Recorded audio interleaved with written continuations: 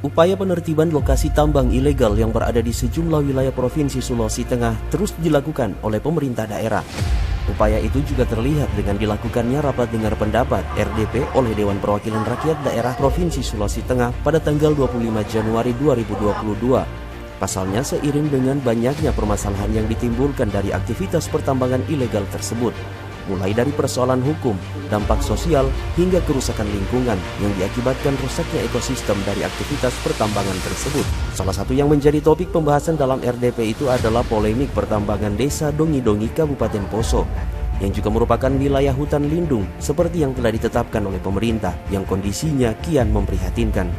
Tidak hanya rusaknya ekosistem di wilayah hutan lindung yang juga masuk dalam kawasan Taman Nasional Lore Lindu itu, beberapa persoalan lainnya juga cukup memprihatinkan.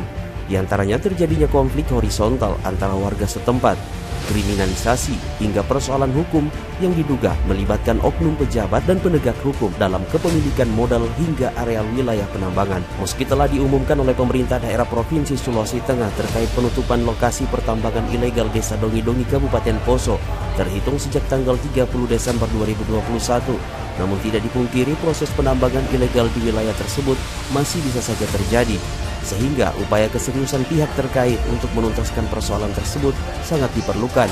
Anggota DPRD Provinsi Sulawesi Tengah dari Komisi 3 Muhaimin Yunus Hadi SE dari daerah pemilihan Poso, Ampana, Morowali Utara saat ditemui oleh media ini meminta dengan tegas kepada pemerintah dan pihak penegak hukum, dalam hal ini kepolisian daerah Polda Sulawesi Tengah serta pihak-pihak terkait untuk sesegera mungkin melakukan penutupan wilayah pertambangan ilegal Dongi-Dongi untuk ditutup secara permanen. Jadi semua aktivitas yang berada di Dongi-Dongi harus sesegera mungkin dihentikan.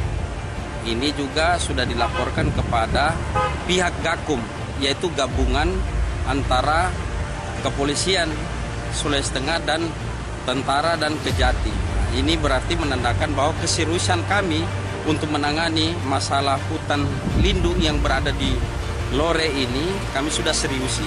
Sehingga kami menyampaikan kepada penegak-penegak hukum supaya bertindak sesegera mungkin.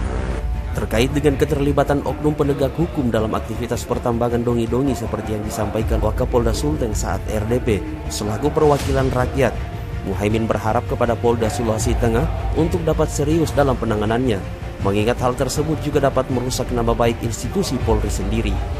Tanggapan Wakapolda kemarin itu ada 5 orang aparat penegak hukum yang sudah diproses,